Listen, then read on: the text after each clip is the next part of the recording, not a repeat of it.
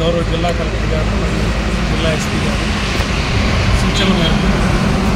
తెలంగాణ జిల్లాకు సంబంధించిన నల్గొండ రిజిస్ట్రేషన్లో ఉన్నటువంటి ఆటో కంపెనీ ఆటోలో కుంకలగుంట గ్రామం నుంచి ఒక రైతు ద్వారా 20 బస్తాల యూరియా తెలంగాణ రాష్ట్రంలోని త్రిపురారం మండలం రాజేంద్రనగర్ గ్రామ పంచాయతీకి సంబంధించినటువంటి రైతులు ఇద్దరు కిస్లావత్ వెంకట్రావు నాయక్ అదేవిధంగా రమావత్ లక్ష్మణ్ నాయక్ ఇద్దరు కలిసి కంపెనీ ఆటోలో 20 బస్తాలు తీసుకెళ్తూ ఉన్నారు. వారిని మండల వ్యవసాయ అధికారి మరియు మండల తహసీల్దార్ గారు అట్లానే ఇక్కడ ఉన్న స్థానిక ఏఎస్ఐ గారు విచారించి ఈ ఎరువులు ఎక్కడ తీసుకెళ్తున్నారంటే పలానా త్రిపురారం మండలం రాజేంద్రనగర్ మంగాపురం తండాలో మాకు 14 ఎకరాల పొలం ఉంది, అక్కడ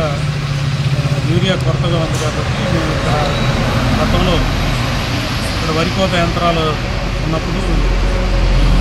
ఇక్కడ ఉన్నటువంటి కుంకలగుంట గ్రామ రైతు నాకు పరిచయం, ఆయన ద్వారా మేము 20 బస్తాలు తీసుకున్నాం అనేటువంటి విషయాన్ని తెలియజేశారు. అయితే ఈ విధంగా ఎరువులు తీసుకెళ్ళడం తెలంగాణ రాష్ట్రానికి తరలించడం ఒక రాష్ట్రం నుంచి ఇంకో రాష్ట్రం ఎరువుల నియంత్రణ చట్టం 1973 క్లాస్ 3 అదేవిధంగా నిత్యావసర సరుకుల చట్టం 1955 సెక్షన్ 3 ప్రకారం ఈ విధంగా తరలించడం నేరం కాబట్టి వారిని ఎరువుని కూడా వారి మీద క్రిమినల్ కేసు కట్టవలసిందిగా సదరు వెహికల్ని సీజ్ చేశాము. అట్లానే 20 బస్తాల స్టాక్ సీజ్ చేసి ఇక్కడ లోకల్లో ఉన్నటువంటి విలేజ్ అగ్రికల్చర్ ఎస్టేట్కి ఫర్దర్ కస్టడీ కోసం అప్పచెప్పడం జరిగింది. అదేవిధంగా ఈ స్టాక్ అంతా కూడా గౌరవ జిల్లా కలెక్టర్ గారి జాయింట్ కలెక్టర్ గారి కోర్టులో మరి 6A పిటిషన్ అనేటువంటి వేసి టోటల్గా ఆ ప్రాపర్టీని కాన్ఫిస్కేట్ చేసి దాన్ని గవర్నమెంట్ ట్రెజరీకి అమౌంట్ అనేటువంటిది జమ చేయడం అనేటువంటిది జరుగుతుంది. అట్లానే